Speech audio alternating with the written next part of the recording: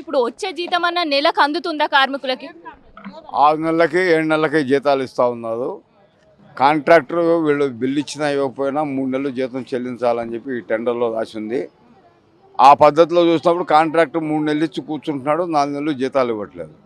Last time 9 నెలలది pending ఉంటే bill సమ్మె చేస్తామని మేము నోటీస్ ఇస్తే టీవీవీపీ కమిషనర్ కాదు 2 డేస్ టైం ఇవ్వండి అని చెప్పి అప్పుడు ఆయన సెక్రటరేట్ పోయి ప్రయత్నాలు చేసి ఆ బిల్లులన్నీ విడుదల చేయడం జరిగింది. జీతం టయానికి రాదు, చట్టాన్ని అమలు చేయదు. గవర్నమెంట్ చట్టాన్ని అమలు చేయదు. మొన్నదాకా చూశారు యూనియన్ మీద వాళ్ళ ఒత్తిడి కూడా ఎక్కువైంది కాబట్టి తప్పనిసరి పరిస్థితుల్లో మరి ప్రభుత్వం అవలంబించేటటువంటి విధానాలు కరెక్ట్ కాదు. చట్టాన్ని అమలు చేయమంటాం. చట్ట ప్రకారం 8 రోజులు పండగ సెలవులు ఇవ్వాలి. చట్ట ప్రకారం ప్రతి 20 రోజుల పనికి 1 రోజు వేతనంతో కూడినటువంటి సెలవు ఇవ్వాలి. చట్ట ప్రకారం జీవో నంబర్ 60 ప్రకారం అంటే 15,600 జీతం ఇవ్వాలి. దాంట్లో ఈఎస్ఐ ప్రావిడెంట్ ఫండ్ కట్ చేస్తే 13,600 రూపాయలు వీళ్ళ వేతనం ఖాతాల్లో పడాలి. కేవలం వాళ్ళు ఏం చేస్తున్నారు, 11,000 రూపాయలు మాత్రమే ఇస్తూ ఉన్నారు. అంతా దారుణంగా ఉంది. యూనిఫారం ఉండదు.